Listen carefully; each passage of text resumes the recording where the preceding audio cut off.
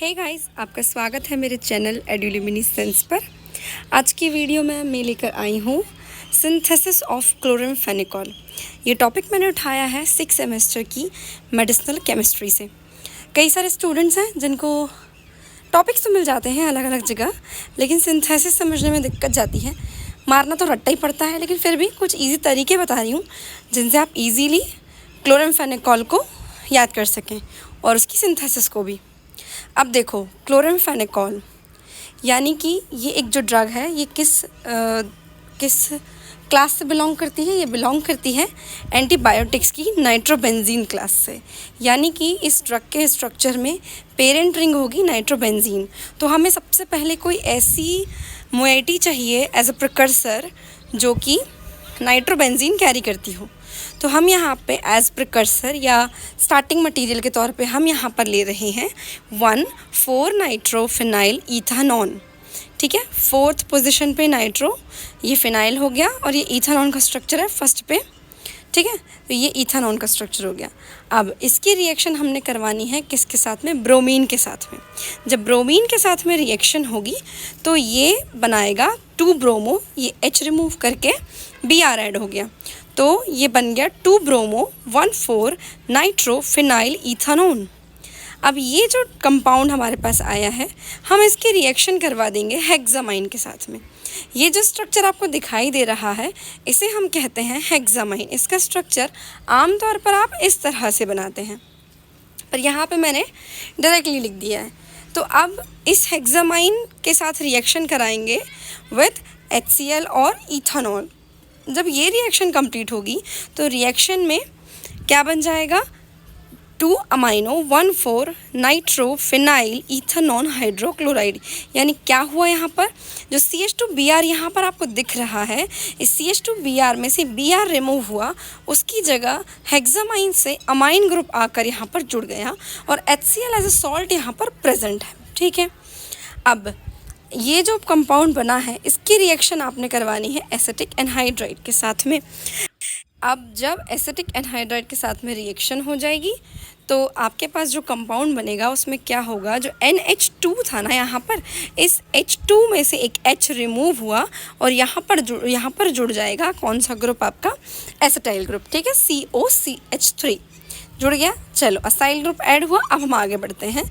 अब इस कंपाउंड की रिएक्शन हम करवाएंगे फॉर्मेल्डिहाइड यानी कि HCHO और सोडियम कार्बोनेट यानी कि Na2CO3 के साथ में। अब जब ये रिएक्शन कंप्लीट होगी तो देखो, जो नाइट्रोजन आपका यहाँ पर प्रेजेंट था, वो नाइट्रोजन पर कोई भी चेंज नहीं आएगा, वो वैसे के वैसा ही रहेगा। चेंज कहाँ पर आएगा? जो नाइट्रोजन के पास में कार्बन प्रेजेंट था, उस कार्बन पर क्या ऐड हो जाएगा? CH2OH। ठीक है, ये ग्रुप ऐड हो जाएगा। अब इसके बाद हम यहाँ पर करेंगे MPV रिडक्शन। MPV रिडक्शन एक टाइप का रिडक्शन होता है जिसके अंदर क्या होता है? जो कीटोन्स होते हैं या एल्डिहाइड्स होते हैं, उनका क्या कहूँगी, रिडक्शन होता है उसके करस्पॉन्डिंग एल्कोहलिक ग्रुप में, है ना, किसी एल्यूमिनियम एल्कोक्साइड के प्रेजेंस में। तो यहाँ पे ना आपको कुछ एक्स्ट्रा लिखने की ज़रूरत नहीं है, आप डायरेक्टली लिख सकते हो MPV रिडक्शन। ठीक, चलो अब आगे बढ़ जाते हैं। अब यहाँ पर रिडक्शन हुआ तो क्या होगा? रिडक्शन हुआ है तो कीटोन ग्रुप जो है वो कन्वर्ट हो गया है एल्कोहलिक ग्रुप में। अब हम आगे क्या करेंगे? ये जो कंपाउंड बना था, इसका रिएक्शन हम करवा देंगे H2O और HCl के साथ में। जब ये रिएक्शन होगी तो आपका ऊपर का जो असाइल ग्रुप है वो कम्प्लीटली रिमूव हो जाएगा, उसकी जगह NH2 आ जाएगा और CH2OH अपनी जगह पर रहेगा। अब फाइनली यहाँ पे 2-3 स्टेप्स और बची हैं, हम सभी को कंबाइन करके लिख देते हैं। हम यहाँ पर करेंगे जो कैम्फोरिक एसिड होती है, यहाँ पे कैफोरिक नहीं है, ये कैम्फोरिक है। M जो है बिल्कुल दिखाई नहीं दे रहा है। रिजोल्यूशन करवाएंगे कैम्फोरिक एसिड के साथ में और साथ ही साथ इसके बाद रिएक्शन करवाएंगे डाइक्लोरोमिथाइल एसीटेट के साथ में। जब हम डाइक्लोरोमिथाइल एसीटेट के साथ में रिएक्शन करवाएंगे तो फाइनली क्लोरामफेनिकॉल बन जाएगा। अब देखो, बिल्कुल शॉर्ट में बताती हूँ, उसको याद कैसे रखोगे। याद ऐसे रखो कि एक तरीके की नाइट्रोबेंजीन डेरिवेटिव है, तो हमें सबसे पहले नाइट्रोबेंजीन का ही कोई ना कोई प्रिकर्सर चाहिए।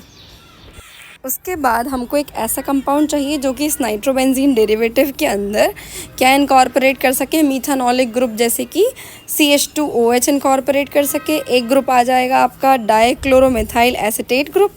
बस ये 2-3 ग्रुप्स याद रख लो और लास्ट में आपका क्लोरेमफेनिकॉल बना दो। बस क्लोरेमफेनिकॉल में इतनी चीज़ें आपको याद रखनी है। प्रिकर्सर बिल्कुल सही याद रखें, प्रोडक्ट सही याद रखें, बीच के 2-3 स्टेप्स याद रखें, बाकी आपकी सिंथेसिस बन ही जाएगी। चलिए नेक्स्ट वीडियो में मैं लेकर आऊँगी क्लोरोक्विन और पामाक्विन की सिंथेसिस। आज के लिए बस इतना ही। अगर वीडियो पसंद आई हो तो लाइक कर देना, शेयर कर देना, सब्सक्राइब कर देना।